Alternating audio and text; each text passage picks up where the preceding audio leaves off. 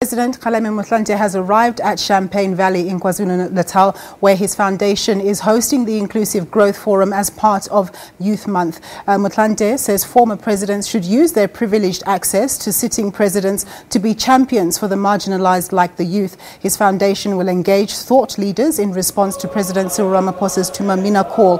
Nthakoana Ngatane joins us live from Champagne Valley. Tell us what's happening there, Nthakoana. Well, at the moment, Nompu, we are putting final touches to this event that is expected to start any moment now. I think in a couple of hours it will begin. But as you can see behind me, nothing happens in the Drakensberg without the Drakensberg Boys Choir. They will be serenading us with their sounds this afternoon. But we are here for serious business, and that is the Inclusive Growth Forum. Now, from the Gordon Institute of Business Science is Professor Nick Binadel.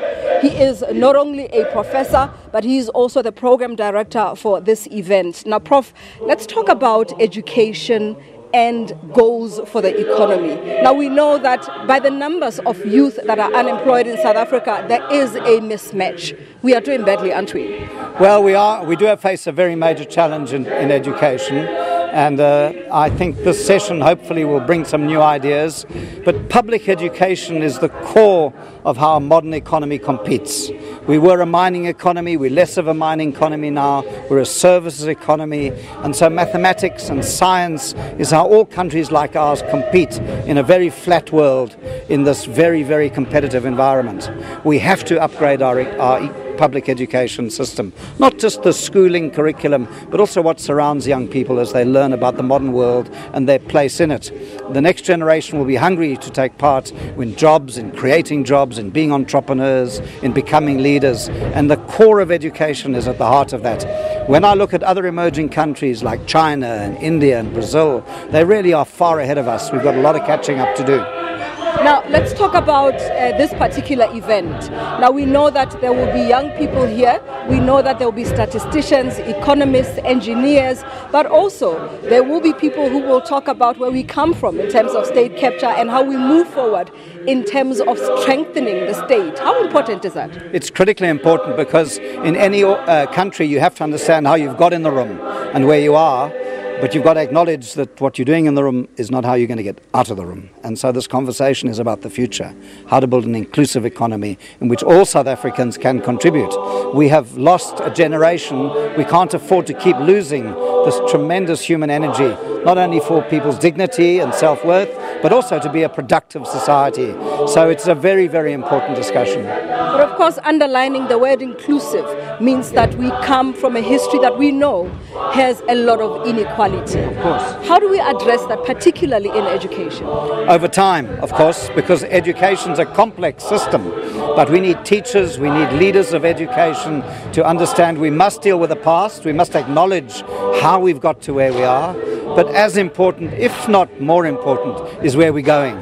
And to know where we're going, we have to have the right curriculum, the right commitment from teachers, the right leadership from schools, the right governance and the right resourcing in the education system. But I have to take advantage now that you're here talking to us to ask you, anytime now President Donald Trump might introduce new tariffs for China. How does that affect us? Well, it does affect us because the global economy is very connected and the rise of China has been probably the most important economic event in the last 30 years. So this great power, the United States, is being challenged by a new power and they've got to sort out the rules of the game.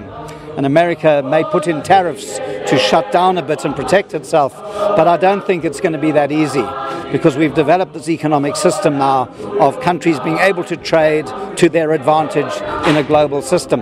So there'll be pushback not only from China but from Europe and South Africa against creating too many barriers. So America has a tough dilemma and Trump seems to be pushing very hard. There will be pushback.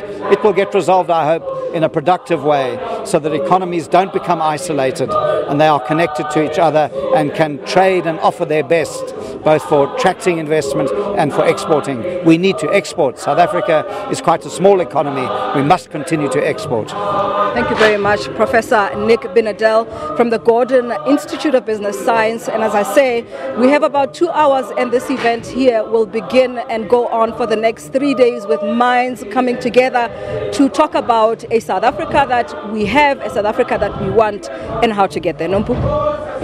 That was Nthakoana Ngatane, reporting from Champagne Valley in KwaZulu-Natal.